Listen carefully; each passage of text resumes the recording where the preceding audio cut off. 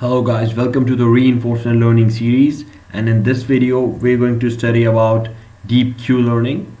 And so basically in the last video we studied about Q learning. If you have not seen it, link is in the description, go and watch it.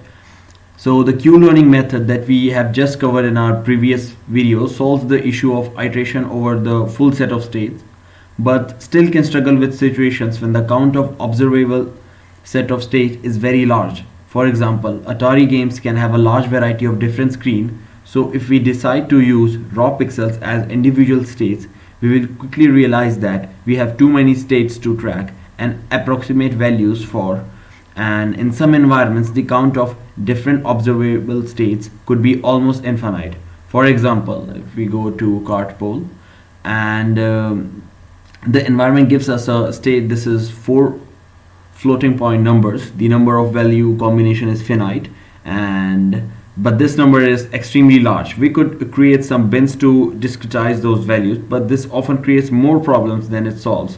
So we will need to decide what ranges of parameters are important to distinguish as different states and what ranges could be clustered together. In this case of Atari, one single pixel change doesn't make much difference, so it's efficient to treat both images as a single state. However, we still need to distinguish some of the states. So okay, let's consider two different situations in game of Pong. We are playing against the artificial intelligence opponent by controlling a paddle. Our paddle is on the right, whereas our opponent is on the left. Okay, the objective of the game is to get the bouncing ball past our opponent's paddle while preventing the ball from getting past our paddle. We can consider the two situations to be completely different. In the right hand situation, the ball is close to the opponent, so we can relax and watch. However, the situation on the left is more demanding. Assuming that ball is moving from left to right, the ball is moving toward our side, so we need to move our paddle quickly to avoid losing a point. The situations are just two from the, let's say, 10 raised to the power 70,000 possible situations, but we want our agent to act on them differently. So so as a solution to this problem, we can use non-linear representation that maps both state and action onto a value. So in machine learning, this is called a regression problem. The concrete way to represent entering such a representation can vary, but using a deep neural network is one of the most popular options, especially when dealing with observation represented as screen images. With this in mind, let's make modification to the Q learning algorithm that we have seen in our previous videos. So okay, here we go.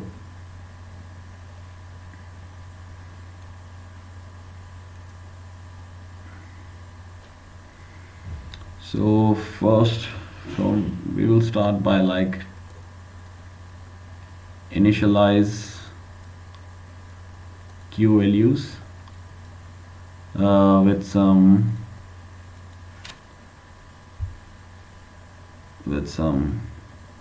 initial approximations, and the second step will be by interacting with environment, obtain the tuple state, action, reward, and the state it is going to be end up in. Okay, then we'll calculate the loss. So which is going to be QSA,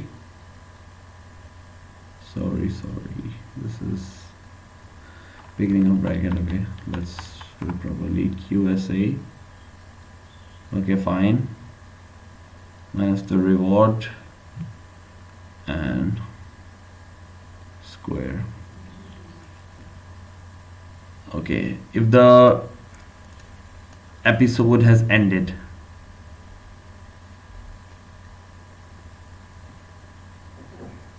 uh, or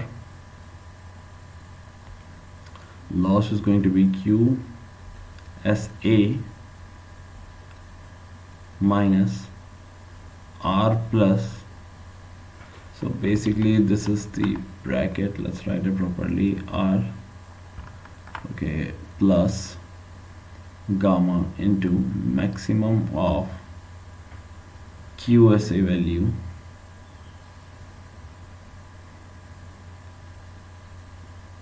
and here we will write, okay, so the other two steps I'll write it on another page up. I hope it's clear to you now. Alright, let's begin. And the other will be update QSA using SGD, that is stochastic gradient update,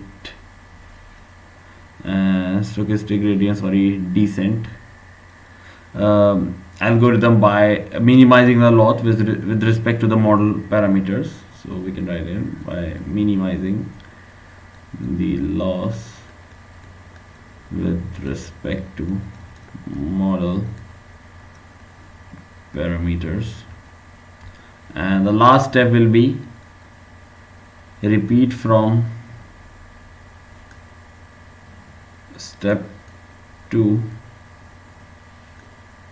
until converged.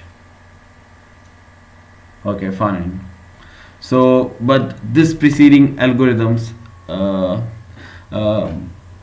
it won't work very well, and let's discuss what could go wrong. So first of all, the interaction with environment. So we need to interact with environment somehow to receive data to train on.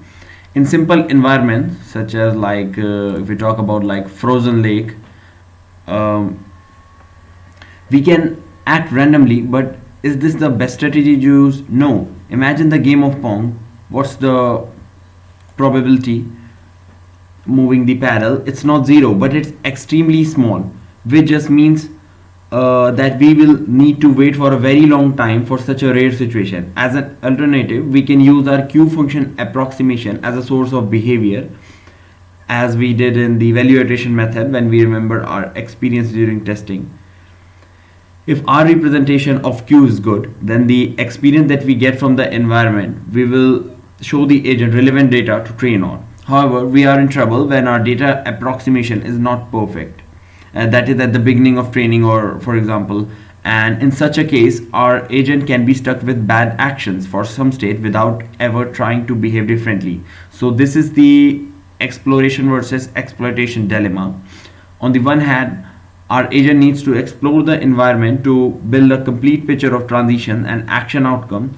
On the other hand, we should use interaction with environment efficiently. We shouldn't waste time by randomly trying action that we have already tried and have learned outcomes, as random behavior is better at the beginning of training when our Q approximation is bad, as it gives more uniform distributed information about the environment state.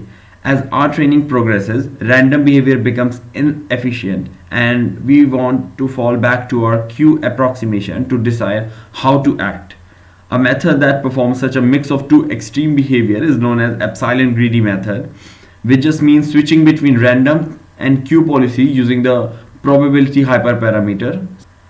Okay.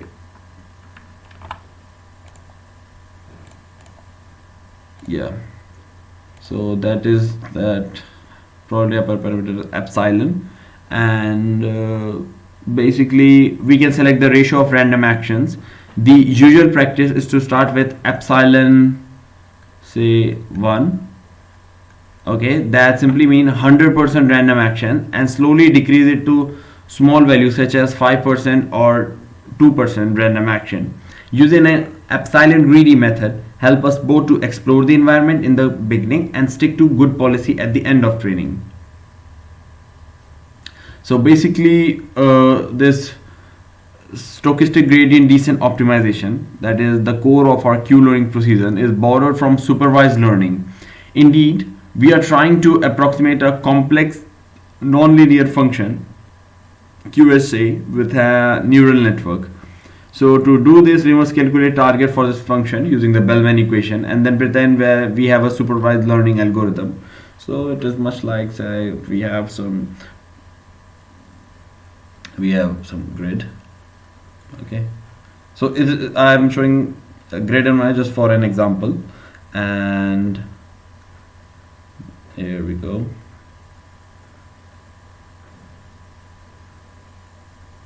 Here is the agent.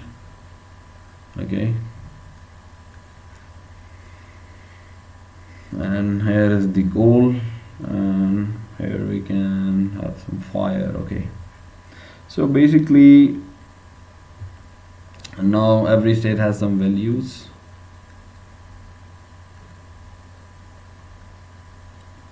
So basically this neural network will take states as an input.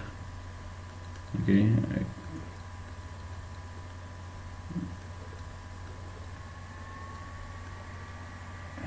okay, fine.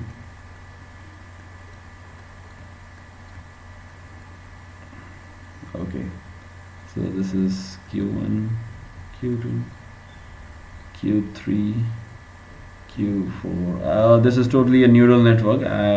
If you have studied neural network, this thing, I think this is a very familiar thing to you. So this is the input nodes, and this is the hidden layer nodes, and this is the final nodes. Okay, and this is the connections. Sorry about my drawing. Okay, fine. Okay, now we connected the hidden nodes with the final layer nodes.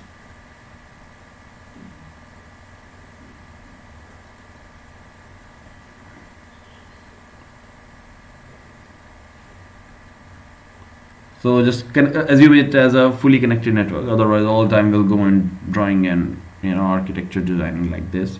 So basically what we're talking about, like the values it as in spit it out versus the target values versus Q2 target versus Q3 target and versus Q4 target. So basically, to do this, we must calculate targets for this function using Bellman equation and then pretend that we have a supervised learning problem at hand. That's okay. But one of the fundamental requirements for stochastic gradient descent optimization is that training data is independent and identically distributed. So in our case, data that we are going to use for the stochastic gradient descent update doesn't fulfill this criteria. Our samples are not independent. Even if we accumulate a large batch of data, they will all be very close to each other as they will belong to the same episode. So distribution of our data won't be identical to samples. So these two things I want you to note, like first, our samples are not independent, and the second thing, distribution of our training data won't be identical to sample. Distribution of training data is not identical to samples. So what is happening over there? We give state as an input and the neural network spitted out the 4 values, like going from up, down, left, right values to take, and finally we use softmax to select the best action possible. So before, what is happening in Q learning was we make a temporal difference to take the right decision, but now neural network will take the decision for the agent, like what is the right action to take at any specific state the agent is in. So this is what's going on now. So like I said, distribution of our training data won't be identical to samples provided by the optimal policy that we want to learn, and the data that we have will be a result of some other policy or current policy, random or both in the case of epsilon greedy. But we don't want to learn how to play randomly. We want an optimal policy with the best reward. So to deal with this nuisance, we usually need to use a large buffer of our past experience and sample training data from it. And instead of using our latest experience, this technique is called replay buffer. And the simplest implementation is a buffer of fixed size with a new data added to the end of buffer so that it pushes the old experience out of it. And let me draw a replay buffer over here.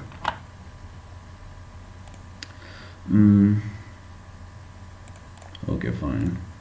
So basically what happens, so as an agent interacts in an environment, so it gathers data which is getting stored in the replay buffer.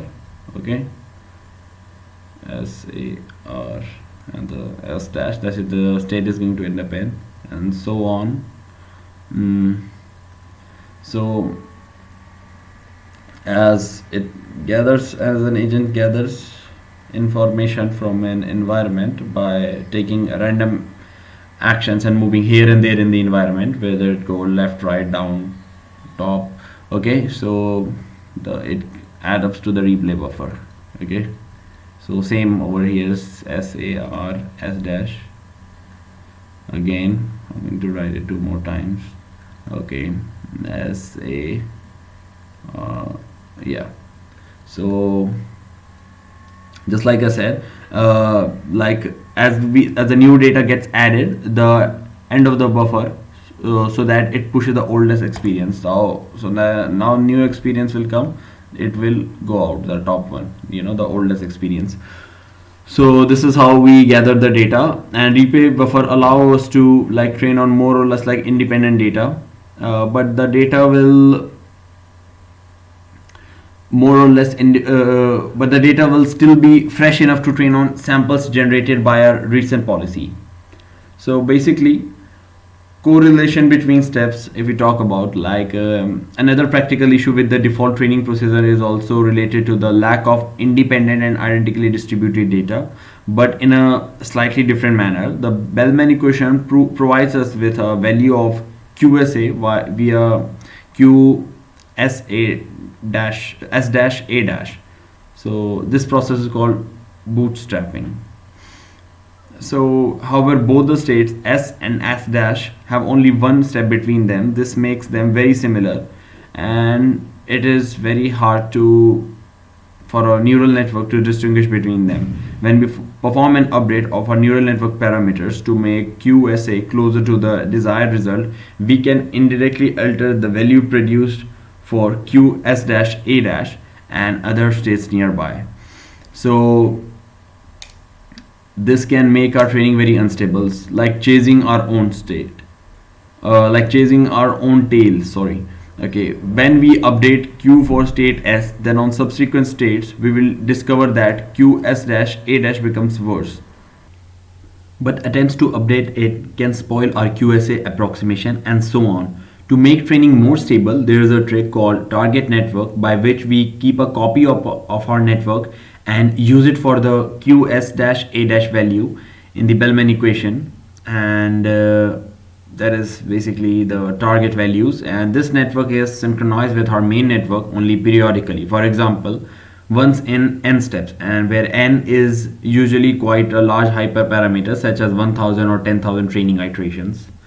And basically, if we talk about the Markov property, our reinforcement learning method use Markov decision process formalism as their basis, which assumes that the environment obeys the Markov property. Observation from the environment are all that we need to act optimally.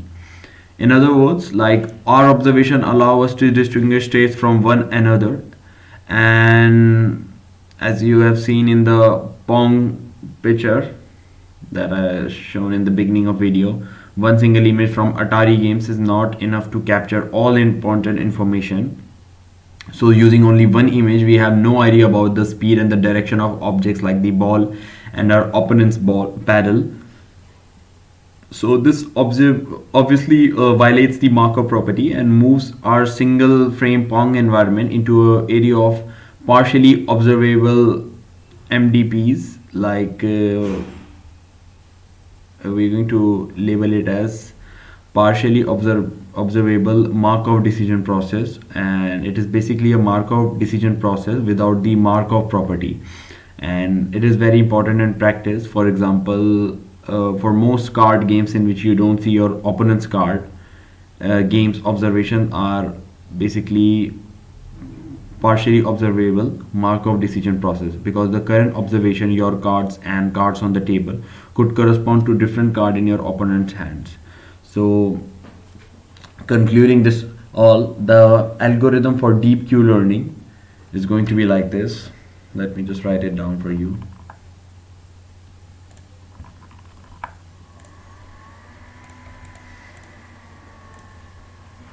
Okay, first step is going to be initialize the parameters both for the current network, the main network, and the target network. Okay, it's not like this. Target network is going to be like Q. Okay, yeah, with random weights.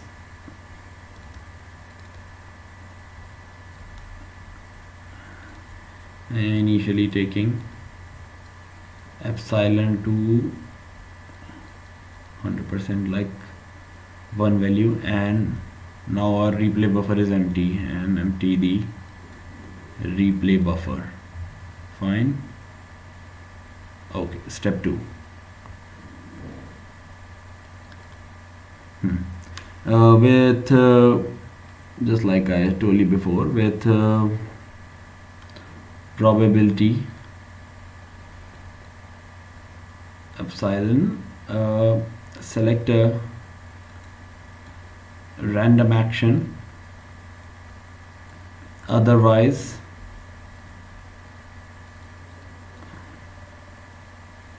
action is going to the maximum of, so let me write it down, otherwise our action is going to be the argmax of the QSA value, I mean the highest among all the values. So the third step, execute that action and observe the reward,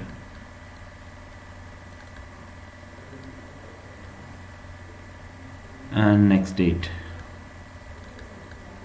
that is going to be a stash. Okay, fine. And what we do have to do this, store these transitions in replay buffer. So that basically consists that tuple state, action, reward, and the state it has end up in. Okay, sample a mini batch of transitions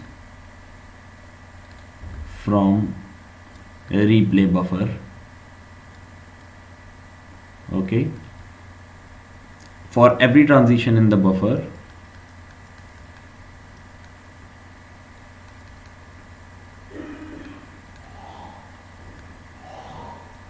calculate target value, that is going to be, or if the reward, okay, if the episode has ended at this step, or it is going to be R plus discounted factor into the maximum of